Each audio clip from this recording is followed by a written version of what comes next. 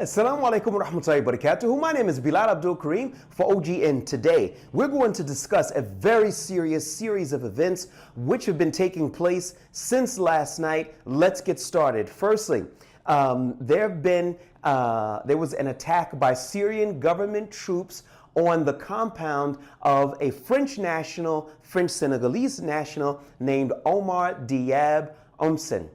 And he lives there along with a group of other French fighters who fought in the civil war against Bashar al-Assad and their families. There was an attack there by government troops, and we're going to discuss why they did that, under which circumstances they did that, and try to debunk some of the things which are going around in the media so that you have a clearer picture in terms of what this is all about, what's been going on. Let's get started. Firstly, we're going to use as a backdrop Levant 24. This is a Syrian government English-speaking news outlet, and we're going to take some of the statements from their article so that you could get an idea in terms of what the government narrative is.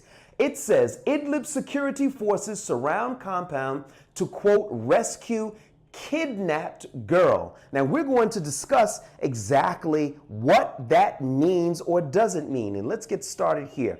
First of all, it says, quote, authorities have withdrawn prioritizing civilian safety because the Syrian government troops did withdraw from the area after, I would say, approximately 6 to 7 hours, maybe a little bit more, of shelling and heavy weapon attacks. We get back here.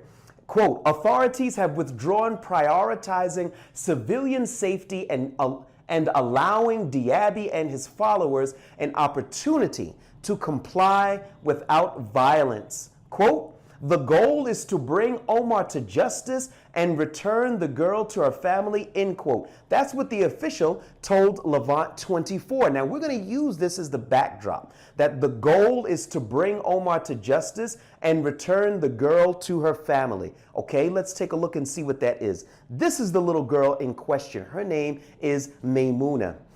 And it says, on the 29th of September, the mother of 11-year-old Maymuna, Sarah, returned home from work to find her daughter missing, end quote. That is what was stated in the article. Okay, that is factually incorrect. How do I know that? Because I've had personal discussions with the mother, and that is not what the mother is saying. The mother said that she woke up one day, one morning, and Maymuna was gone from the house. It turns out what happened was Maymuna ran away from the house and went back to the camp, which is Omar Diaby, Omar Omsen's camp, where she lived for 7 years.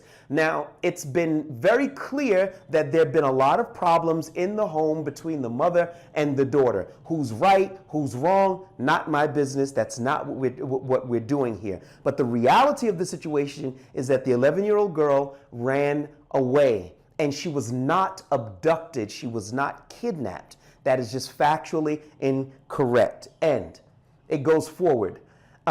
Quote, security forces in northern Idlib carried out an operation Tuesday on a camp inhabited mainly by French nationals to rescue an 11-year-old girl reportedly held against her mother's wishes, end quote. Let's discuss that.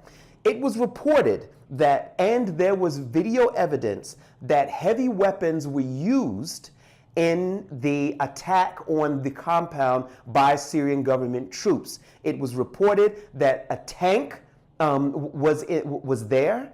They also used a drone, which was reported to have dropped explosive devices, and they used 23mm cannons.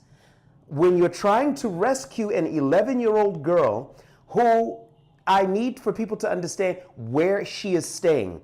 She is staying at the house of the mother's ex-husband, who is a mahram for her. I'm not saying that that's a good thing that she's there or a bad thing. I'm just making clear everybody understands the nuances. So she's staying at the house of the mother's ex-husband and with her 2 siblings. because the mother had two children and they're with the father, and she went and was staying there with the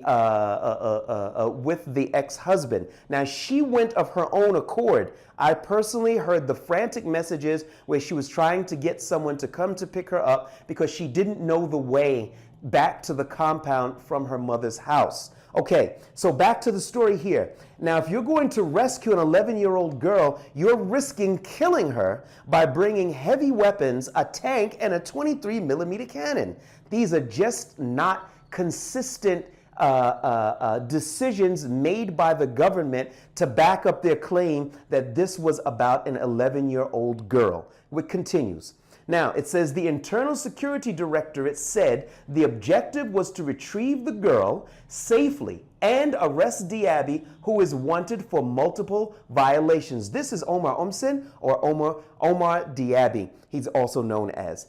And now, he did not surrender himself to authorities. We're going to talk about that in a second. But before we do, I want to look at this. This right here is called Risalat al-Shakwa ila Mahkamat al-Salkeen. This is a document from the court of Salkeen wherein the Sarah's ex-husband, whose name is Bilal, went to the court seemingly from the paperwork with the blessing of the father, who's in prison in France for the past 4 months, to get temporary custody of his two children, which is Maymuna and Ishaq. Now, I cannot independently verify the validity of that claim. I can't independently verify that. I did hear a conversation, or I should say a statement, an audio statement that was made allegedly by the father of Maymuna and the other child Ishaq, who lives with the mother Sarah, because I never met him, so I can't independently verify that. However, what I want you to look at is that these are the documents signed, and it was submitted to the court in Salkeen. Now, why is this significant? Because this is obviously a case of a civil matter, of a custody issue. There was no kidnapping. There was no threat to anyone's safety. Now, some people may say the daughter belongs with the mother, and you may have a very valid claim there. And some people may say that given the fact that through Maymuna's testimony, her mother broke her arm and was abusive to her, that she ran away to protect herself, all of that has to be taken into account, which is why competent authorities need to decide this issue and not 23mm cannons. My name is Bilal Abdul Kareem. Jazakumullah khair.